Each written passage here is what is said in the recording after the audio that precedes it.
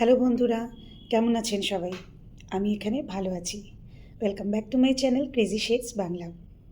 তো আজকে আমি যে এই ব্লগটা বানাচ্ছি এটা একটু অন্যরকম ব্লগ। সরি। আসলে লাস্ট কিছুদিন থেকে একটা টপিক খুব আজকাল আহ, তার উপর ডিসকাশন চলছে। ভাবছেন হয়তো কুম্ভমেলা, না, ঠিক কুম্ভমেলা নয়, তবে কুম্ভমেলা রিলেটেডই। তো সেই টপিকটার ওপর আমার মনেও অনেক কোয়েশ্চেন্স জেগেছে, আর আমার কিছু আপনাদের সঙ্গে ডিসকাস করবারও আছে। টপিক হলো আইআইটি বাবা বা আইআইটিয়ান বাবা ওরফ অভয় সিং। অভয় সিংয়ের ওপর এত রিলস, এত ভিডিওস আসছে ইউটিউবে, ইনস্টাতে, ফেসবুকে। তো আমি দেখেছি সব কিছুই, আর অনেক কিউরিয়াসিটি হচ্ছে। কেউ বলছে যে গাঁজাখোর, নেশাখোর, পালিয়েছে, রিয়েলিটির থেকে বাঁচার জন্য পালিয়েছে, অনেক কিছু। কিন্তু জানেন তো, শুরু থেকেই আমার ব্যাপারটা একটু অন্যরকম লাগছে। কেন পালাবে বলুন তো? ওর এত ভালো একটা একাডেমিক রেকর্ড রয়েছে, যে নাকি আইআইটি থেকে পাস আউট, গ্র্যাজুয়েশন করেছে সে, যে আইআইটির এন্ট্রেন্স এক্সাম ইন্ডিয়ার টাফেস্ট এক্সামের মধ্যে একটা বলা হয়, আর তাও আইআইটি মুম্বাই থেকে। মানে যেই অ্যাডভান্সের যারা ফার্স্ট কিছু র্যাঙ্কার্স থাকে স্টার্টিংয়ের, সেই র্যাঙ্কার্সরাই শুধু আইআইটি মুম্বাইতে চান্স পায়। তো তারপরে সে ভালো চাকরিও করেছে, আরও পড়াশুনোও করেছে। তো তার তো একটা সলিড কেরিয়ার ছিল। তো সে কেন সে পালাবে?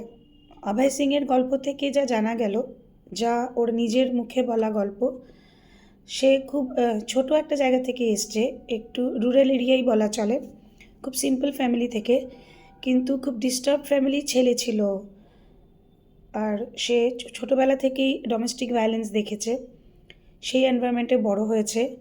তাও সে খুব ভালো রেকর্ড মেনটেন করেছে পড়াশোনায়, আর মানে মা বাবার এক্সপেকটেশন পুরো করেছে সবসময়। কিন্তু এই সাইডটা ঠিক আমরা মনে হয় যেটুকু ভাবা উচিত বা যেরকম ভাবা উচিত ঠিক সেরকম ভাবছি না। আমি বারবার ভিডিও কেটে কেটে আবার বানাচ্ছি, কারণ আমি কথা বলতে বলতে একটু ভুলভাল বলে নিচ্ছি, বিকজ আমি কোনো স্ক্রিপ্ট লিখে এই ভিডিও বানাচ্ছি না। তো অনেকগুলো ছোট ছোট পয়েন্ট হয়তো আমি মিস করে যাব। তো যেটুকু আমার মনে আছে বা বলতে বলতে মনে হচ্ছে, সেরকমই আমি প্রেজেন্ট করছি আপনাদের সামনে। অভয় সিংয়ের ইন্টারভিউগুলো দেখে আমার মনে হলো, মানে যারা ইন্টারভিউগুলো করেছে তারা বেশিরভাগ 90% থেকে বেশি লোকেরা হয় ইউটিউবার বা মানে কোনো বড় জার্নালিস্টের আমি এখনও দেখিনি, এক আধজন হয়তো আছে, তাছাড়া সব ছোট বড় ইউটিউবার্স। আচ্ছা, আমিও কুম্ভতে গেছি শুরুর দিকে, গিয়ে এসেছি, তখনও অভয় সিং বেশ ভাইরাল অলরেডি হয়ে গেছেন। কিন্তু আমি ওখানে গিয়ে আমার মাথাতে সেটা ছিলই না যে আমি ইউটিউবার। আমি অবশ্য বড় ইউটিউবার নই, তাও কিউরিয়াসিটি তো ছিল যে আর একটু জানার ব্যাপারটা একটু আমার কাছে ইন্টারেস্টিং কেস মনে হয়েছিল। কিন্তু সেটা আমার মাথায় ছিল না যে আমি তার সঙ্গে কথা বলবো বা অ্যাটলিস্ট তাকে দূর থেকে দেখবো, আরও একটু জানতে চেষ্টা করব। কারণ আমি যে এরিয়াতে ছিলাম সেটা কিন্তু আমি সেক্টর 20-তে ছিলাম, আর সেক্টর 20 মানে 18, 19, 20, 21 এসব এই এরিয়াগুলোতেই কিন্তু সব সাধু বা বড় বড় যা স্বামীজিদের শিবির রয়েছে। আর অভয় সিং, আমি যেটুকু জানতে পেরেছি, অভয় সিংও ওই রকম এরিয়াতেই আছেন কুম্ভ মেলাতে, আর ওই এরিয়াতেই চায়ের দোকানে বা অন্য কোনো জায়গায় ওনাকে ঘোরাঘুরি করতে দেখা যায়। তো একটু চেষ্টা করলে হয়তো দেখা হয়েও যেতে পারতো, কিন্তু অনেস্টলি বলছি আমার মাথাতে এই ব্যাপারটা ছিলই না। কিন্তু তারপরও যখন এতদিন পর্যন্ত উনি ভাইরাল রয়েছেন, তো স্বাভাবিকভাবেই ওনার রিলস, ওনার উপরে ভিডিওস সোশ্যাল মিডিয়াতে সবসময় চোখে আসছে।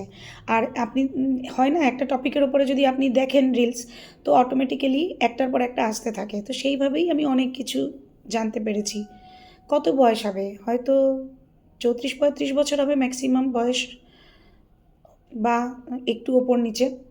তো আমার মনে হয়েছে যে যে প্রবলেমগুলো সে শেয়ার করেছে তার পার্সোনাল লাইফের, তার ফ্যামিলি ব্যাকগ্রাউন্ড বা তার একান্তই প্রাইভেট যেটা লাইফ, তো সেটা থেকে যেটুকু জানতে পারলাম তার থেকে সত্যি মনে হচ্ছে যে খুব ডিফিকাল্ট একটা চাইল্ডহুড বা অ্যাডোলেসেন্স পিরিয়ড সে, মানে তার ওই রকম একটা এনভায়রনমেন্টে তার আপব্রিঙ্গিং হয়েছে ওই পিরিয়ডগুলো। যদিও সে পড়াশুনো ঠিক রেখেছে, খুব ভালো মেনটেন করেছে, কিন্তু সে ছোটোবেলা থেকেই খুব ডিস্টার্ব ছিল মেন্টালি। তো আমার মনে হয় আমাদের ওপর আজকালকের যারা প্যারেন্টস আমাদের বয়সের বা আমাদের থেকে একটু ইয়াং, জেনারেলি আমরা ভাবি যে আমরা আমাদের ছেলেমেয়েদের ওপরে প্রেশার ক্রিয়েট করি না পড়ার জন্য, বা আমাদের পছন্দের লাইনেই বাচ্চাদেরকে পড়তে হবে সেরকম আমরা জোর জবরদস্তি করি না। কিন্তু এটাও সত্যি যে কোথাও না কোথাও বেশি না হোক, কম হলেও হয়তো সেই কথাটা একদম 100% কারেক্ট নয়। কারণ আমি আমার পার্সোনাল ব্যাপারে আমার নিজের পার্সোনাল এক্সপিরিয়েন্স থেকে বলতে পারি, আমি আমার ছেলেদেরকে যদিও বলি যে যে যা ইচ্ছা পড়ো, আমার বড় ছেলে এখন চাকরি করে, ওকেও বলেছি, ছোটো ছেলেকেও বলছি, কিন্তু আমার মনে হয় এরকম কথা বলেও আমরা ওদেরকে একটু কিছু আইডিয়া দিয়ে দিই যে তোমরা এরকম এরকম লাইনে গেলে ভালো হয়, তাছাড়া যদি তোমরা অন্য কিছু ভেবে থাকো তাহলে লাইফ ডিফিকাল্ট হবে, বা এই সোসাইটিতে সেগুলো অ্যাকসেপ্ট করা হবে না, বা একটা সম্মানের ব্যাপার আছে তোমার ফ্যামিলির, আত্মীয় স্বজনের, বা যেরকম আমাদের তোমার আগের জেনারেশনস ফ্যামিলিতে যেরকম প্রফেশনে গেছে, যেরকম একাডেমিক রেকর্ড রয়েছে, তার আশেপাশে যদি না থাকো তাহলেও একটা সম্মানের ব্যাপার আছে ফ্যামিলির জন্য, তোমার জন্য। তো সেই ব্যাপারটা আমরা বাচ্চাদের মাথায় সবসময় ঢেলে দিই। অভয় সিংয়ের ক্ষেত্রেও এটা হয়েছে, একটু হয়তো বেশি হয়েছে, কারণ ও একবার বলেছিল একটা ইন্টারভিউতে যে ওর প্যারেন্টস চাইতো বোধহয় ইউপিএসসি এক্সাম যে ক্র্যাক করে নাও, চাকরি না করলেও চলবে, মানে সে ইন্টারেস্টেড ছিল না ইউপিএসসির জন্য, কিন্তু ওকে বলা হয়েছিল যে পরীক্ষাটা দিয়ে দাও, কারণ তুমি ইন্টেলিজেন্ট, তুমি ক্র্যাক করতে পারবে, তবে আমরা সবাইকে বলতে পারবো যে আমার ছেলে ক্র্যাক করেছে, চাকরিতে যায়নি। অনেকে সেরকম বলে, বা অনেক প্যারেন্টস মুখ দিয়ে না প্রকাশ করলেও সেটা চায় বা আমরা চাই। তো সেই ব্যাপারগুলো একটু আমার মনে হয় ভেবে দেখা উচিত, কারণ আজকালকের যে জেনারেশন তাদের ভাবনা চিন্তা আমাদের জেনারেশন থেকে কিন্তু একদমই অন্য। আমাদের জেনারেশনে হয়তো অনেক ফ্যামিলিতে প্যারেন্টসরা অত প্রেশার দেয়নি, বা প্রেশার আমরা ফিল করিনি। আমাদের জেনারেশনে হয়তো এমন ছিল যে আমাদের প্যারেন্টস যদি এডুকেটেড প্যারেন্টস, তো যেরকম আমাদেরকে গাইড করেছে আমাদের মনে হয়েছে না সেটাই ঠিক আছে। আর কখনো যদি প্যারেন্টস অত এডুকেটেড নয় বা প্যারেন্টসের নলেজ নেই যে কীভাবে গাইড করব, তো বাচ্চারা যেরকম পড়তে চেয়েছে সেরকমই পড়েছে। কিন্তু আজকের জেনারেশন কিন্তু একদম অন্যরকম, ওদের খুব ক্লিয়ার ভিশন, আর ওরা গতানুগতিক লাইনগুলোতে অনেক সময় পড়তে চায় না। কিন্তু আমাদের জেনারেশনটা এরকম যে আমরা পুরনো ব্যাপারটাও ছাড়তে পারি না, আর নতুন জেনারেশনের চিন্তাভাবনাগুলো 100% অ্যাকসেপ্ট করে নিতে পারি না খুব সহজ মনে, তাই আমাদের খুব ডিফিকাল্ট হয়ে যায় কখনো কখনো এটা মেনে নেওয়া। অভয় সিংয়ের ক্ষেত্রে যা হয়েছে তা কিন্তু আরও অনেকের ক্ষেত্রে হয়েছে বা হবে, তো সেই ব্যাপারটা আমাদের একটু ভাবা উচিত।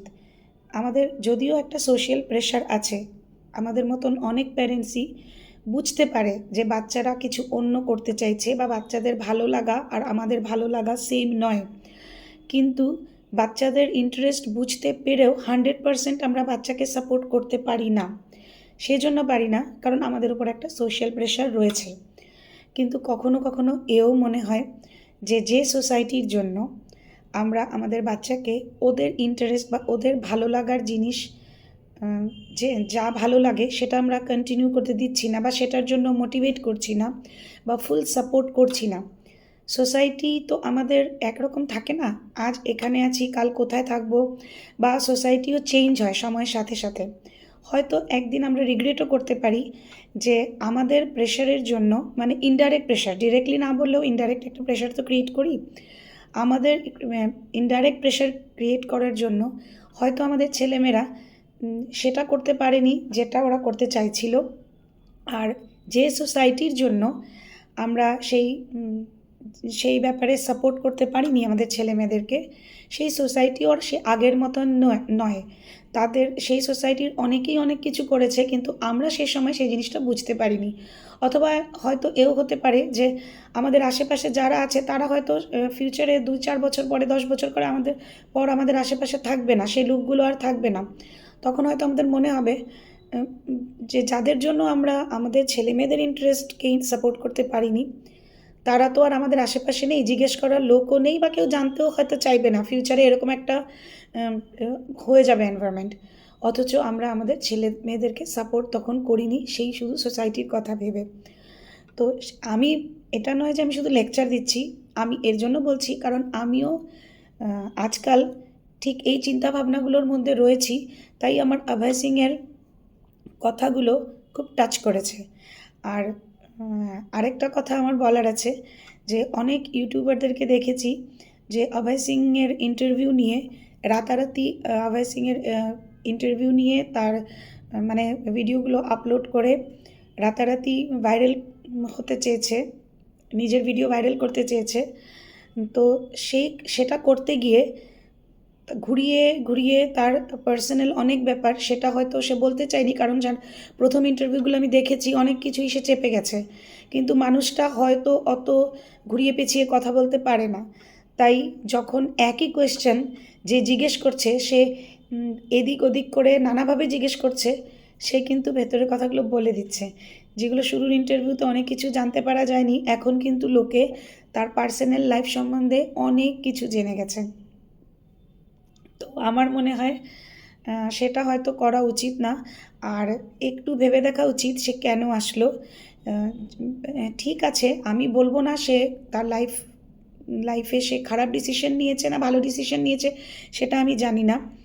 কিন্তু অনেকে যেটা বলে না, যে এসকেপ করতে চেয়েছে, লাইফের ডিফিকাল্টিসগুলো ফেস করতে চায়নি, আমার মনে হয় সেই কথাটা একদমই ভুল। কারণ যে আইআইটির মতন এত টাফ পরীক্ষা ক্র্যাক করে একটা নিজের সলিড কেরিয়ার বানাতে পেরেছে, অনেক টাকার চাকরিকে ছেড়ে সে সাধু বাবা বনে গেছে আজকে, তার হয়তো সেটার কোনো দরকার ছিল না যে সে সব সুবিধা নিজের অ্যাশ আরাম ছেড়ে এই লাইফটা অ্যাকসেপ্ট করে নেবে। তো কিছু তো রিজন রয়েছে, হয়তো অনেকে সেই ব্যাপারগুলো, ফ্যামিলি প্রবলেমসগুলো তার সঙ্গে অ্যাডজাস্ট করে চেষ্টা করে নেয় নর্মাল লাইফ লিড করতে, সবার দ্বারা সম্ভব হয় না। অথবা এও হতে পারে যে সবার ফ্যামিলিতে একরকম ইস্যুস হয় না, হয়তো যে যতটা বলছে তার থেকে আরও সাংঘাতিক কিছু সে ফেস করেছে, হয়তো মানসিকভাবে সে খুবই ভেঙে পড়েছিল। কারণ সে তার নিজের গার্লফ্রেন্ডের কথাও বলেছে যে সে সেই রিলেশনশিপ কিভাবে মেনটেন করবে তার মধ্যে কোনো ইন্টারেস্ট পাচ্ছিল না। তার সেই নিজের ভবিষ্যতে সে একটা ভালো রিলেশন মেনটেন করতে পারবে, কন্টিনিউ করতে পারবে, সেটার জন্য নিজের উপরেই সে ট্রাস্ট করতে পারছিল না। সেটা কিন্তু সাংঘাতিক ব্যাপার, মানে কীরকম মানসিক ডিস্টারবেন্স একটু ভেবে দেখলে বোঝা যাবে। আর সে তো এডুকেটেড সাধু বাবা, তাই তার কথাগুলো অনেকের অ্যান্টেনা টাচ করছে না, মানে মাথার উপর দিয়ে চলে যাচ্ছে। তাই আসল কথাগুলো জিজ্ঞেস করতে না পেরে বা বুঝতে না পেরে তারা অনেকেই তার শুধু পার্সোনাল লাইফের থেকে স্টোরি খুঁজে চলেছে, যাতে নিজের ভিডিওটাকে ভাইরাল বানানোর যথাসাধ্য মশলা ওটার মধ্যে ভরে নেওয়া যায়। তো এটা বলা উচিত নয় যে সে পালিয়ে এসেছে, বা আননেসেসারি তাকেও বিরক্ত করা উচিত নয়। কারণ যদি নর্মাল লোক হতো, অত শিক্ষিত না সেরকম যদি কেউ হতো, হয়তো আমরা বলতেও পারতাম যে ফ্যামিলির বা দুনিয়াদারির ডিফিকাল্টিসগুলো ফেস করতে পারেনি, কিন্তু একজন এডুকেটেড লোক যখন কিছু কথা বলে, সে যা কথা বলে তার পিছনে কিছু লজিক থাকে, আর সে প্রত্যেকটা লজিকের, ইভেন যে ও শিব শিব করতে থাকে আর বলে শিব হি সত্য হ্যায়, তার পিছনে কিন্তু ও সায়েন্টিফিক রিজনও দেয়, লজিক দিয়ে কথা বলে, তাই তার কথাগুলো বোঝা উচিত।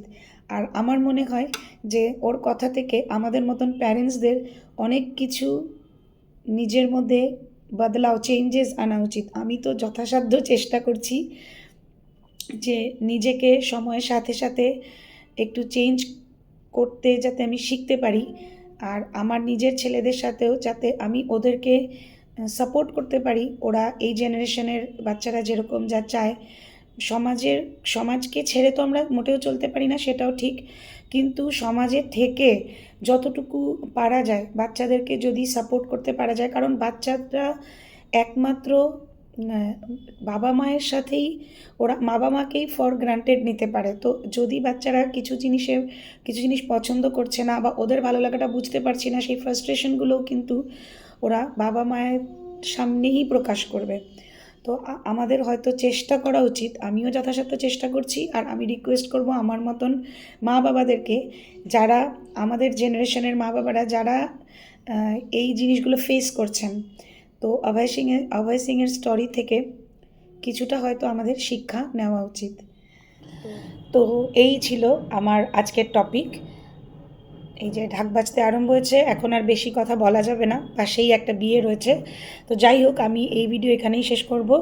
আমার আজকের এই ভিডিওতে যদি কিছু পয়েন্ট আমি সুন্দর করে প্রেজেন্ট করতে পেরেছি, বা যদি আমার কোনো কিছু পয়েন্টে রঙও আছি, তাহলে প্লিজ কমেন্ট করে জানাবেন, আর কোথায় রং আছি সেটা কারেক্টও করে দেবেন। তো আজকের ভিডিও এখানেই শেষ করছি। যদি এই ভিডিওতে কিছু ভালো লেগে থাকে তাহলে লাইক কমেন্ট শেয়ার করে দেবেন। আর যদি এই চ্যানেল আজ আপনি প্রথমবার দেখছেন আর আমার সাথে গল্প করে আপনার ভালো লেগেছে, তাহলে তাড়াতাড়ি চ্যানেলকে সাবস্ক্রাইব করে বেল আইকনটা প্রেস করে দিন। সবাই ভালো থাকবেন, সুস্থ থাকবেন, বাই বাই, গুড নাইট।